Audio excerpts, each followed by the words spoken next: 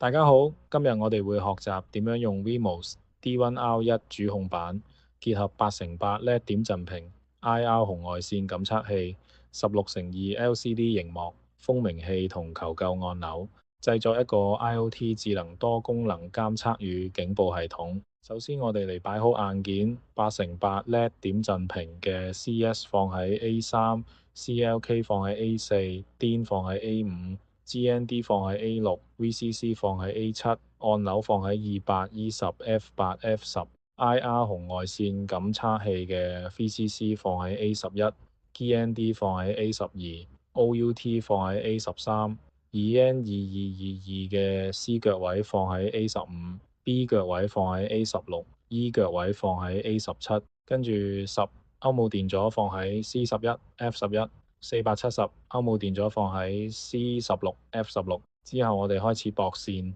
將 Wemos 嘅 GND 腳位駁去 J1、E1 駁去 F1，咁樣 A1 至 A1 形成 GND 導通軌，將 Wemos 嘅5V 腳位駁去 J2、E2 駁去 F2，咁樣 A2 至 I2 形成5V 導通軌，跟住駁 LCD 螢幕嘅線。SCL 駁去 Wemos 嘅 D15 腳位，SDA 駁去 Wemos 嘅 D14 腳位，VCC 駁去 Wemos 嘅5V 腳位，GND 駁去 Wemos 嘅 GND 腳位。之後駁8x8 LED 點陣屏嘅線，J3 駁去 Wemos 嘅 D2 腳位，J4 駁去 Wemos 嘅 D5 腳位，J5 駁去 Wemos 嘅 D7 腳位，I6 駁去 I1，J7 駁去 H2，跟住駁按鈕嘅線，D8 駁去 D1。J10 駁去 Wemos 嘅 D8 腳位，之後駁 IR 紅外線感測器嘅線，I11 駁去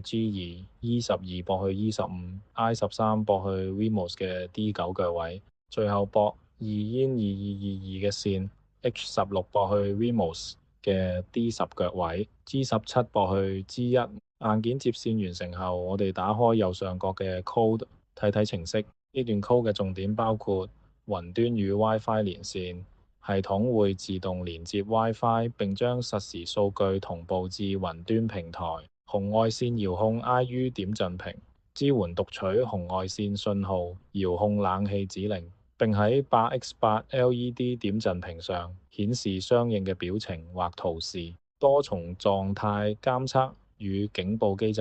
狀態0 Normal 正常狀態。LCD 顯示當前溫濕度、心率或坐姿時間。狀態1 High Temp Warning， 當溫度過高時，觸發警報提示。狀態2 Sensor Error， 感測器讀取失敗或連線異常時發出警告。狀態3 SOS Emergency， 當按下求救按鈕時，優先級最高系統會觸發 SOS 警報。蜂鳴器響起並即時傳送求救信號到雲端。狀態4 Sit Too Long， 久坐提醒功能，提醒使用者起身活動。check 完 code 冇問題之後，開始模擬啦。呢個集成了物聯網、環境監測同安全警報嘅系統就係咁簡單，大家快啲跟住試下啦。